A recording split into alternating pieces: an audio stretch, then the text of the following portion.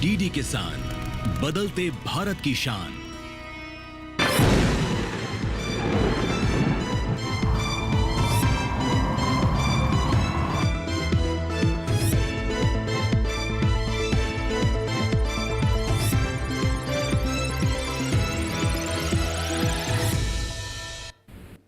नमस्कार, आप सभी का स्वागत है दूरदर्शन किसान पर। आप देख रहे हैं मौसम खबर। मैं हूं आपके साथ पुलकित शुक्ला। मौसम खबर में आज हम जानेंगे आने वाले दिनों में कहां होगी बारिश, कहां कितनी ठंड पड़ने वाली है और कैसा रहने वाला है तापमान, वायु गुणवत्ता कैसी रहेगी। लेकिन मौसम खबर की शुरुआत करेंगे आज की 5 बड़ी खबरों से।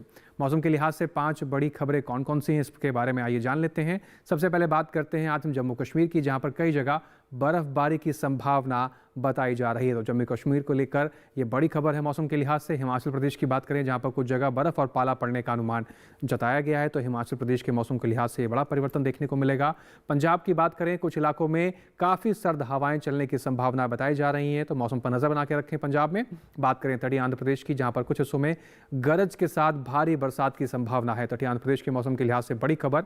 वहीं बात करते हैं रायलसीमा की, जहां कहीं कहीं भारी बरसात की संभावना बताई जा रही है। कहीं कहीं भारी बरसात देखने को मिल सकती है रायलसीमा के अंदर। ये मौसम के लिहाज से आज की 5 बड़ी खबरें हुई। मौसम खबर में आगे बढ़ते हैं और अब बात करते हैं देश भर के तमाम राज्यों में सर्दी को लेकर क्या कुछ अपडेट रहने वाला है। कहां सर्दी ज़्यादा पड़ेगी, कहां बर्फबारी होगी, कहां ठंडी हवाएं चलेंगी। इन तमाम जानकारियों को लेने के लिए रुख करते हैं अपनी एआई एंकर भूमि की तरफ।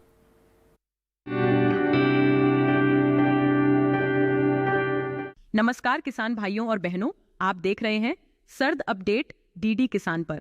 मैं हूं आपकी एआई एंकर भूमि। आज हम आपको देश भर में होने वाली मौसम की स्थिति की ताजा जानकारी देने जा रहे हैं। उन क्षेत्रों की जानकारी लेते हैं जहां सतर्क रहें। हिमाचल प्रदेश में कहीं कहीं बहुत ज्यादा सर्द हवाएं, पाला और सुबह व रात के समय घना कोहरा छाने की संभावना है। अब उन क्षेत्रों की जानकारी लेते हैं जहां नजर बनाए रखें। जम्मू कश्मीर और लद्दाख में कहीं कहीं सर्द हवाएं और सुबह व रात के समय घना कोहरा हो सकता है।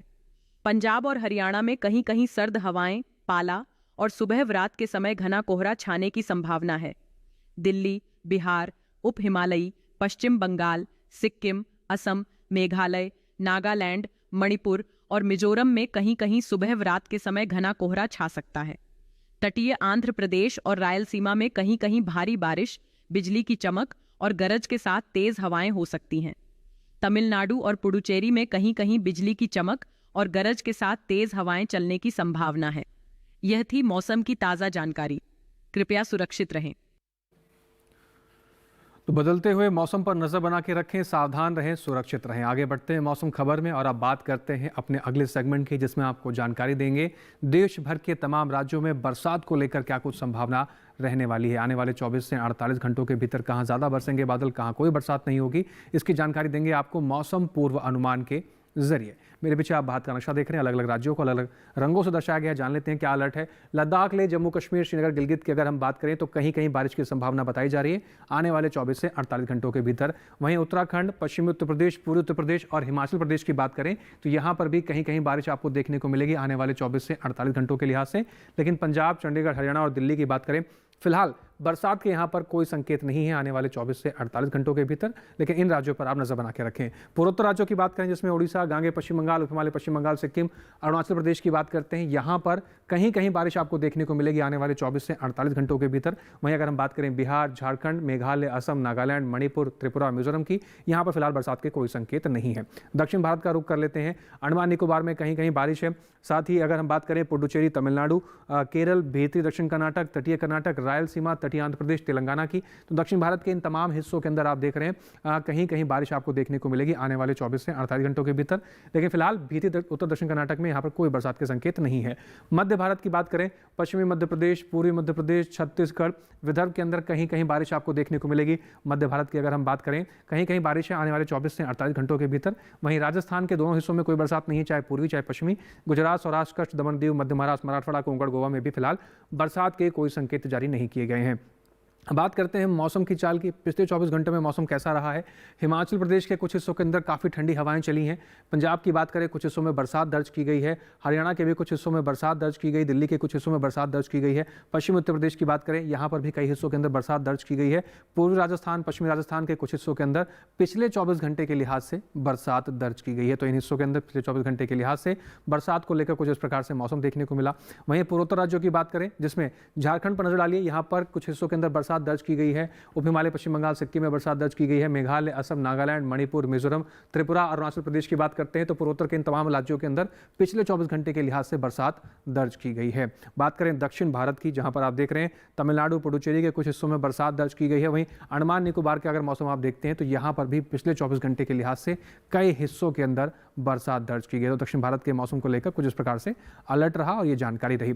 आगे हम आपको कुछ और महत्वपूर्ण जानकारी बताएंगे, लेकिन उससे पहले यहाँ लेना होगा एक छोटा सा ब्रेक। आप बने रहें, देखते रहें मौसम खबर, जल्द लौट रहे हैं।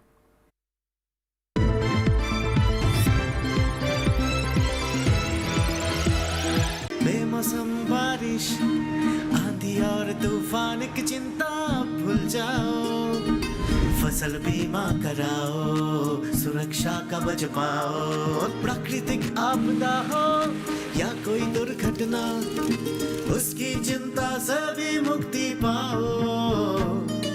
फसल बीमा हमने फसल बीमा योजना को अधिक प्रभावी बनाया, उसके दायरे में ज्यादा किसानों को लाए। अब तक 19 करोड़ 67 लाख से अधिक किसान आवेदनों को फसल मुआवजा मिला। रबी फसल बीमा के लिए शीघ्र पंजीकरण कराएं। बैंक शाखा, बीमा कंपनी, कृषि ऋण समिति, जन सेवा केंद्र से संपर्क करें या www.pmfby.gov.in पर ऑनलाइन आवेदन करें। बीमा कंपनी के प्रतिनिधि से घर बैठे एड ऐप द्वारा बीमा करा सकते हैं। फसल बीमा से संबंधित जानकारी के लिए हेल्पलाइन नंबर 14447 पर कॉल करें। फसल बीमा कराओ, सुरक्षा कवच पाओ।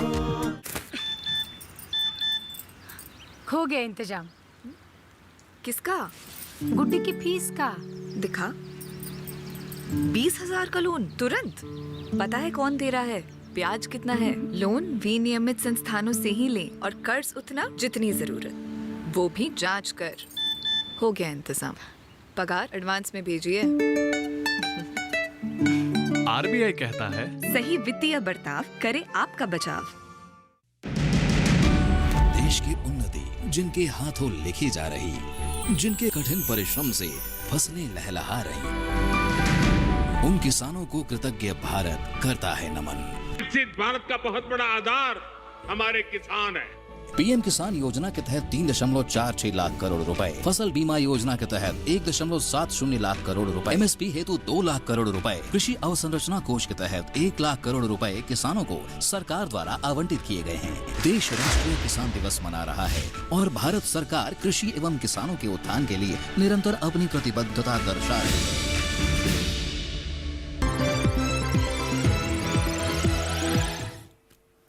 ब्रेक के बाद एक बार फिर से आप सभी का स्वागत है। आप देख रहे हैं मौसम खबर। आगे बढ़ते हैं मौसम खबर में और अब बात करते हैं अपने देश भर के अंदर तापमान की स्थिति के बारे में। किस राज्य में अधिकतम तापमान क्या रहा और कहां पर न्यूनतम तापमान की स्थिति कैसी रही है, इसके बारे में आपको जानकारी देंगे। तो शुरुआत करते हैं और जानते हैं तापमान का हाल। सबसे पहले बात करेंगे न्यूनतम तापमान की स्थिति के बारे में, जिसमें बिहार, झारखंड, गांगे पश्चिम बंगाल की अगर हम बात करें तो यहाँ पर आप देख रहे हैं न्यूनतम तापमान की जो स्थिति रही, यहाँ पर 1 से 3 डिग्री सेल्सियस सामान्य से ज़्यादा की स्थिति में न्यूनतम तापमान दर्ज किया गया है। वहीं पूर्वोत्तर राज्यों की बात करें, जिसमें नागालैंड, मणिपुर, मिजोरम, त्रिपुरा की बात करें, न्यूनतम तापमान यहाँ पर 1 से 3 डिग्री सेल्सियस सामान्य से कम की स्थिति में दर्ज किया गया है। न्यूनतम तापमान का हाल इस प्रकार से रहा। बात करें पश्चिमी मध्य प्रदेश, पूर्वी मध्य प्रदेश, विदर्भ, तेलंगाना, उड़ीसा, छत्तीसगढ़ की स्थिति के बारे में, तो इन तमाम राज्यों के अंदर न्यूनतम तापमान 3 से 5 डिग्री सेल्सियस सामान्य से ज़्यादा की स्थिति में न्यूनतम तापमान यहाँ पर दर्ज किया गया है। इसके साथ ही अब बात कर लेते हैं अंडमान निकोबार की और साथ ही तटीय आंध्र प्रदेश, तमिलनाडु और पुडुचेरी की। तटीय इलाकों की अगर हम बात करें तो यहाँ पर न्यूनतम तापमान की स्थिति 1 से 3 डिग्री सेल्सियस सामान्य से ज़्यादा की स्थिति में न्यूनतम तापमान की दर्ज की गई है। इसके साथ ही कुछ और राज्यों पर बात कर लेते हैं। पश्चिमी राजस्थान, पूर्वी राजस्थान, गुजरात, मध्य महाराष्ट्र, मराठवाड़ा की अगर हम बात करें, न्यूनतम तापमान यहाँ पर 5 डिग्री सेल्सियस सामान्य से ज़्यादा की स्थिति में न्यूनतम तापमान दर्ज किया गया। अब बात करें देश के सबसे कम तापमान की, पंजाब के अमृतसर के अंदर देश का सबसे कम तापमान 6 डिग्री सेल्सियस के साथ देश का सबसे कम तापमान यहाँ पर रिकॉर्ड किया गया है। अब बात करते हैं अधिकतम तापमान की स्थिति कैसी रही। लद्दाख, लेह, जम्मू कश्मीर, श्रीनगर, गिलगित की बात करें, अधिकतम तापमान यहाँ पर आप देख रहे हैं 1 से 3 डिग्री सेल्सियस सामान्य से कम की स्थिति में अधिकतम तापमान दर्ज किया गया है। बात करें हिमाचल प्रदेश, पंजाब, चंडीगढ़, हरियाणा, दिल्ली, पश्चिमी उत्तर प्रदेश, पूर्वी उत्तर प्रदेश, इन तमाम राज्यों के अंदर अधिकतम तापमान की जो स्थिति रही वो 1 से 3 डिग्री सेल्सियस सामान्य से ज़्यादा की स्थिति में अधिकतम तापमान दर्ज किया गया है। वहीं बात करें बिहार की स्थिति के बारे में, आप देख रहे हैं अधिकतम तापमान बिहार के अंदर 3 से 5 डिग्री सेल्सियस सामान्य से ज़्यादा की स्थिति में अधिकतम तापमान बिहार का दर्ज किया गया है। वहीं बात करें अरुणाचल प्रदेश, असम, नागालैंड, मणिपुर, मिजोरम, त्रिपुरा, मेघालय और साथ ही साथ झारखंड की, तो यहाँ पर अधिकतम तापमान की स्थिति 1 से 3 डिग्री सेल्सियस सामान्य से ज़्यादा की दर्ज की गई। अधिकतम तापमान यहाँ पर सामान्य से ज़्यादा देखने को मिला। दक्षिण भारत के राज्यों की बात करें, तेलंगाना, तटीय कर्नाटक, भीतरी दक्षिण कर्नाटक, तमिलनाडु, पुडुचेरी और केरल की अगर हम बात करते हैं तो अधिकतम तापमान यहाँ पर 1 से 3 डिग्री सेल्सियस सामान्य से ज़्यादा अधिकतम तापमान यहाँ पर दर्ज किया गया है। इसके साथ ही बात करें कच्छ और सौराष्ट्र की, साथ ही कोंकण और गोवा के अंदर स्थिति कैसी रही, आप यहाँ पर देख रहे हैं अधिकतम तापमान 1 से 3 डिग्री सेल्सियस सामान्य से कम की स्थिति में अधिकतम तापमान दर्ज किया गया है। इसके साथ ही बात करें पूर्वी राजस्थान, पश्चिमी राजस्थान और पश्चिमी मध्य प्रदेश की स्थिति के बारे में, अधिकतम तापमान यहाँ पर 1 से 3 डिग्री सेल्सियस सामान्य से ज़्यादा की स्थिति में अधिकतम तापमान यहाँ पर दर्ज किया गया है।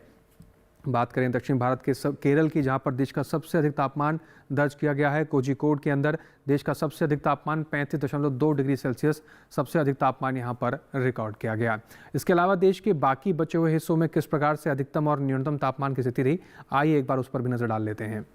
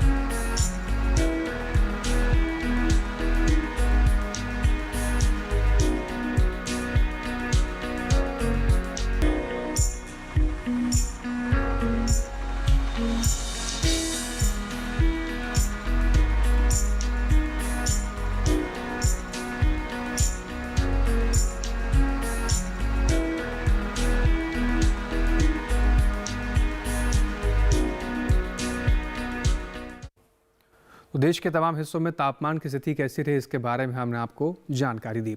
आगे हम आपको बताएंगे कि मौजूदा हालात में आप कैसे अपनी फसलों की देखभाल कर सकते हैं, लेकिन उससे पहले यहाँ लेना होगा एक छोटा सा ब्रेक। आप बने रहें, देखते रहें मौसम खबर, जल्द लौट रहे हैं हम।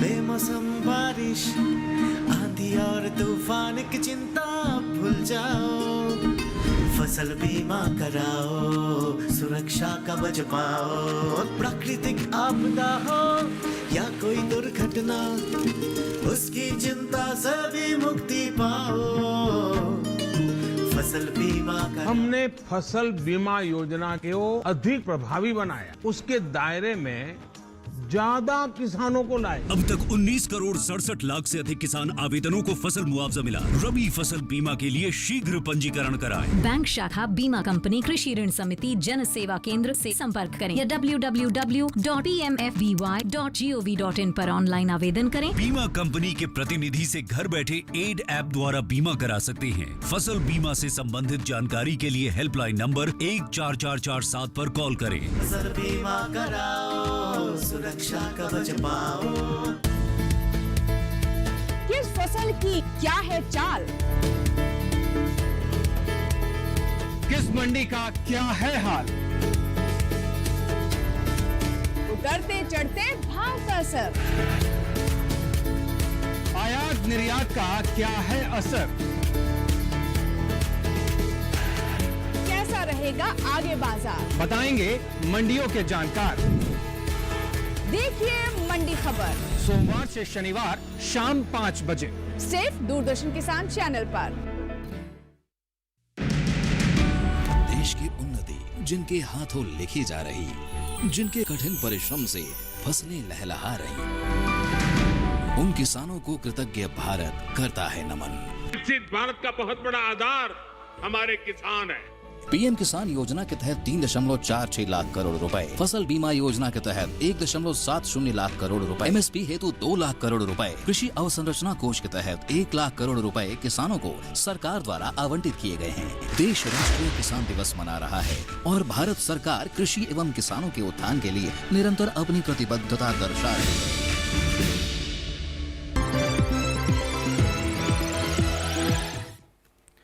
ब्रेक के बाद एक बार फिर से आप सभी का स्वागत है। आप देख रहे हैं मौसम खबर। आगे बढ़ते हैं मौसम खबर में और अब बात करते हैं देश के तमाम राज्यों की वायु गुणवत्ता के बारे में जानकारी देते हैं आपको। तमाम राज्यों के अंदर वायु गुणवत्ता कैसी रही, किस श्रेणी में दर्ज की गई है, इसकी जानकारी लेने के लिए रुक करते हैं एक बार फिर से अपनी AI एंकर भूमि की तरफ।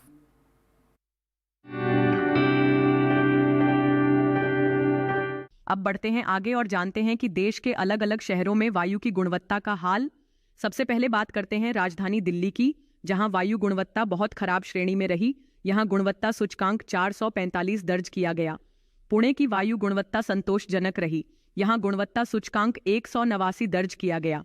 मुंबई की बात करें तो यहां भी वायु गुणवत्ता संतोषजनक रही। यहां गुणवत्ता सूचकांक 154 दर्ज किया गया। कोलकाता में वायु की गुणवत्ता खराब रही। यहां गुणवत्ता सूचकांक 313 दर्ज किया गया। बेंगलुरु की वायु गुणवत्ता अच्छी रही। यहां गुणवत्ता सूचकांक 79 दर्ज हुआ। लखनऊ में वायु की गुणवत्ता बहुत खराब श्रेणी में रही। यहां गुणवत्ता सूचकांक 499 दर्ज किया गया। पटना की वायु गुणवत्ता भी खराब श्रेणी में रही।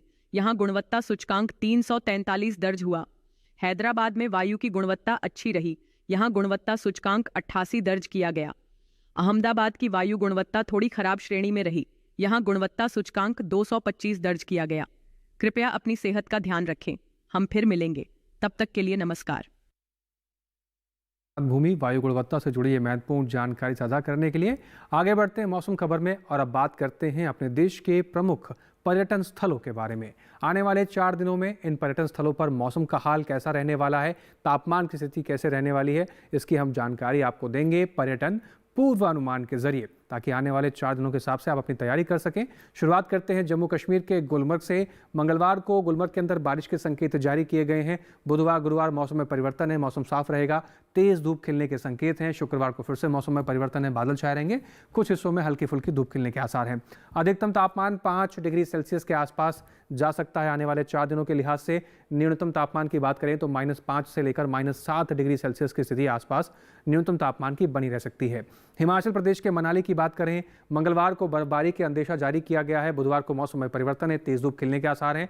गुरुवार को बादल छाए रहेंगे, कुछ हिस्सों में हल्की फुल्की धूप खिलने के आसार हैं। शुक्रवार को फिर से मौसम में परिवर्तन देखने को मिलेगा, बारिश के संकेत जारी किए गए हैं। अधिकतम तापमान मनाली के अंदर 11 से 12 डिग्री सेल्सियस के आसपास आपको देखने को मिलेगा। न्यूनतम तापमान की बात करें तो 0 से लेकर 1 डिग्री सेल्सियस के आसपास न्यूनतम तापमान की स्थिति बनी रह सकती है। पंजाब के अमृतसर की बात कर लेते हैं। मंगलवार बुधवार घना कोहरा छाए रहने की संभावना जारी की गई है। गुरुवार शुक्रवार मौसम में परिवर्तन है, मौसम साफ रहेगा, तेज धूप खिलने के आसार बताए जा रहे हैं। वहीं अधिकतम तापमान की बात करें तो 19 से 20 डिग्री सेल्सियस की स्थिति अधिकतम तापमान की बनी रह सकती है अमृतसर के अंदर। और न्यूनतम तापमान की बात करें तो 5 से 6 डिग्री सेल्सियस के आसपास की स्थिति न्यूनतम तापमान की बनी रह सकती है आने वाले 4 दिनों के लिहाज से।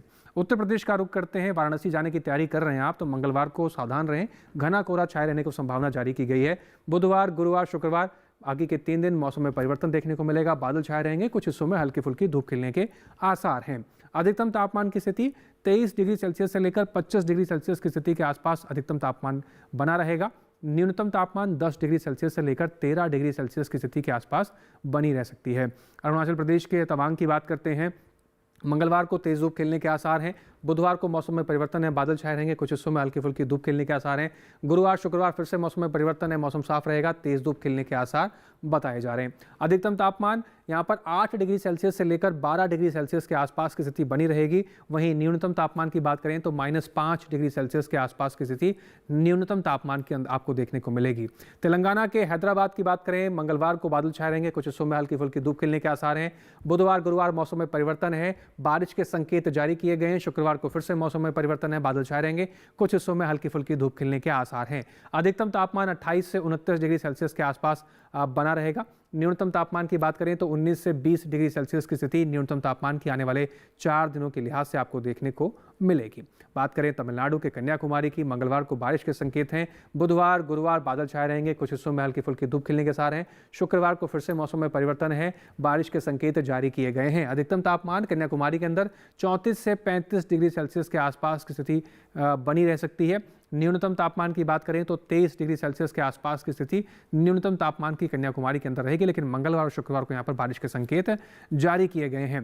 केरल के मुन्नार की बात करें, मंगलवार को बादल छाए रहेंगे, कुछ हिस्सों में हल्की फुल्की धूप खिलने के आसार हैं। बुधवार गुरुवार मौसम में परिवर्तन है, मौसम साफ रहेगा, तेज धूप खिलने के संकेत हैं। शुक्रवार को फिर से मौसम में परिवर्तन है, बादल छाए रहेंगे, कुछ हिस्सों में हल्की फुल्की धूप खिलने के आसार बताए गए हैं। अधिकतम तापमान 29 डिग्री सेल्सियस के आसपास की स्थिति बनी रहेगी आने वाले 4 दिनों के लिहाज से। न्यूनतम तापमान की बात करें तो मुन्नार के अंदर 11 डिग्री सेल्सियस के आसपास का तापमान बना रहेगा। गुजरात के पोरबंदर की बात करें, मंगलवार बुधवार गुरुवार शुक्रवार आने वाले 4 दिन मौसम साफ है। पोरबंदर के अंदर तेज धूप खिलने के आसार बताए जा रहे हैं। अधिकतम तापमान 27 से 28 डिग्री सेल्सियस की स्थिति के आसपास अधिकतम तापमान जा सकता है। वहीं न्यूनतम तापमान की स्थिति यहाँ पर 12 डिग्री सेल्सियस से लेकर 15 डिग्री सेल्सियस के आसपास की स्थिति पर बनी रह सकती है, लेकिन चारों दिन यहाँ पर मौसम साफ रहने के संकेत हैं, तेज धूप खिलने के आसार हैं। राजस्थान के उदयपुर की बात करते हैं। मंगलवार बुधवार सावधान रहें, घना कोहरा छाए रहने को लेकर संभावना जारी की गई है। गुरुवार शुक्रवार फिर से मौसम में परिवर्तन है, गरज चमक के साथ तेज बरसात को लेकर अलर्ट जारी किया जा रहा है। अधिकतम तापमान 22 से 23 डिग्री सेल्सियस के आसपास की स्थिति अधिकतम तापमान की नजर आएगी। न्यूनतम तापमान की बात करें तो 12 डिग्री सेल्सियस से लेकर 14 डिग्री सेल्सियस तक न्यूनतम तापमान की स्थिति आपको आने वाले 4 दिनों के लिहाज से देखने को मिलेगी। तो ये तो बात हुई देश के प्रमुख पर्यटन स्थलों के बारे में। अब बात करते हैं अपने देश के किसानों की और उनके खेतों में लगी हुई फसलों की। मौजूदा समय में मौसम में परिवर्तन हो रहा है, तापमान में गिरावट हो रही है। ऐसे में अपनी फसलों की देखभाल आपको कैसे करनी है, आइए जानते हैं अपने एआई एंकर कृष के जरिए।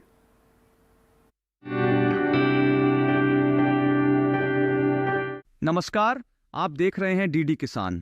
मैं हूं एआई कृष और आज हम गुजरात, पंजाब, हरियाणा और दिल्ली में होने वाली खेती किसानी से संबंधित सलाहों के बारे में पूरी जानकारी देंगे।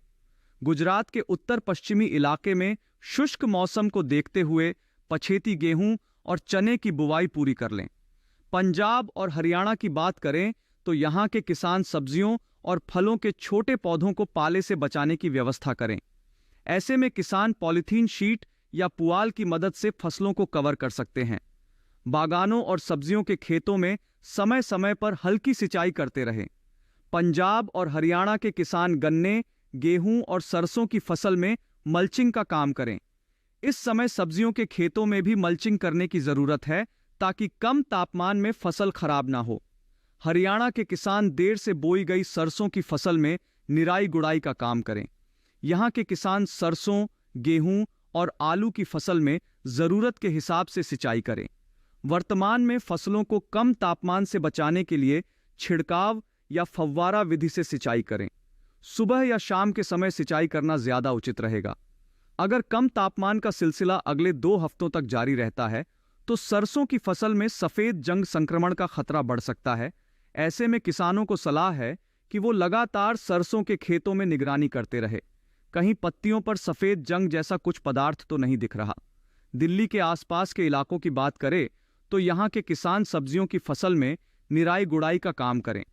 इन दिनों दिल्ली के पास के इलाकों में समय पर बोई गई फसलों या सब्जियों में सिंचाई करें। इसी तरह कृषि और किसानों से जुड़ी हर महत्वपूर्ण जानकारी के लिए हमारे साथ जुड़े रहिए और देखते रहिए डीडी किसान। धन्यवाद कृष। अब आगे बढ़ते हैं, बात करते हैं आज की फसल की। मौजूदा समय तो कई फसलों की बुआई के लिए उपयुक्त है और उसी में से एक फसल है बैगन की फसल। लेकिन अच्छी फसल लेने के लिए आपको किन बातों का ध्यान रखना चाहिए, आइए देख लेते हैं एक रिपोर्ट के जरिए।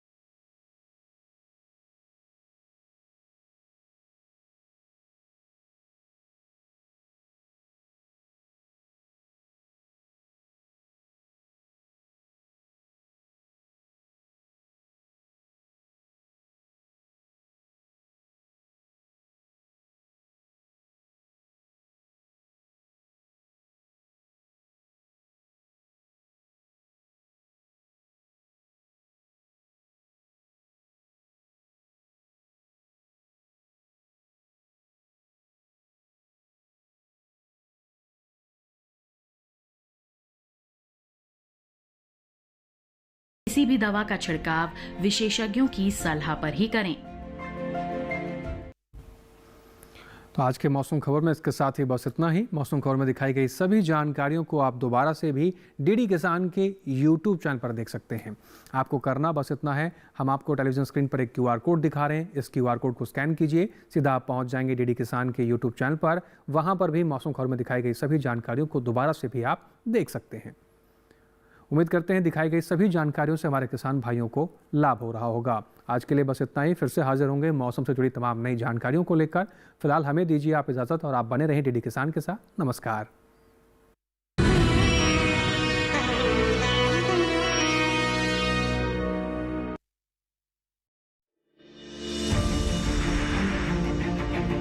आप सभी को किसान दिवस की बहुत बहुत बधाई, बहुत सारी शुभकामनाएं आप सभी को। मुझे पूरी जानकारी थी नहीं, पूरी जानकारी मैंने एकत्रित नहीं की थी। एक बिजनेस कैसे बन सकता है वो एक मॉडल मैंने त्यागी जी के फार्म पर देखा कि कहीं ना कहीं हरित क्रांति का एक दौर जो हमने परिस्थितियों से शुरू किया था वो कहीं ना कहीं हमको प्रकृति की व्यवस्था की ओर ले जाने की प्रेरणा भी देगा। वो मेरे दिमाग में क्लिक कर गया कि की जा सकती है तो हम क्यों नहीं कर सकते। नाना को जैसे ही अवार्ड मिला उन्होंने मेरे हाथ में वो वहीं स्टेज पे दे दिया। तो कुछ चीज़ें होती है जो बहुत ज़्यादा मोटिवेट कर देती है और कुछ चीज़ें डिमोटिवेट करती है। तो उस पल ने मुझे बहुत ज़्यादा मोटिवेट किया कृषि के लिए। और मुझे लगता है कि ये जागरूकता धीरे धीरे अब विस्तार पा रही। देखिए किसान दिवस पर हमारा विशेष कार्यक्रम 23 दिसंबर को रात 8 बजे दूरदर्शन किसान पर।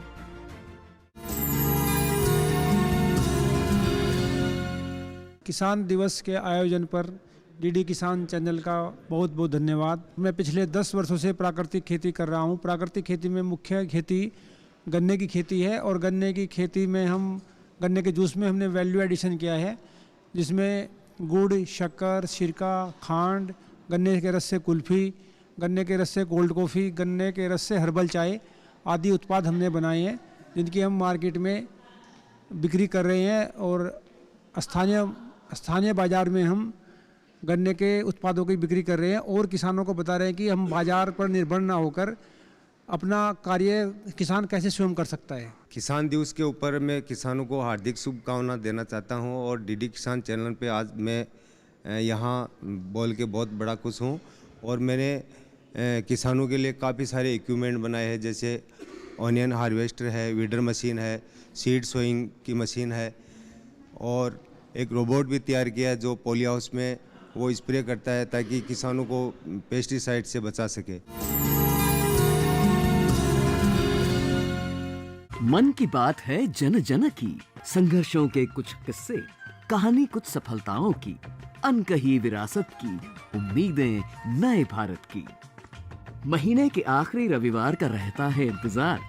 ब्रह्मपुत्र के घाट से हिमालय के विस्तार तक होती है मन की बात प्रधानमंत्री के साथ। तो सुनिए इस महीने 29 दिसंबर सुबह 11 बजे मन की बात आकाशवाणी और दूरदर्शन के सभी चैनलों पर। मन की बात के प्रादेशिक भाषाओं में अनुवाद का पुनः प्रसारण आप सुन सकते हैं रात 8 बजे आकाशवाणी और दूरदर्शन के सभी प्रादेशिक चैनलों पर। तो याद रखें, रविवार 29 दिसंबर सुबह 11 बजे मन की बात।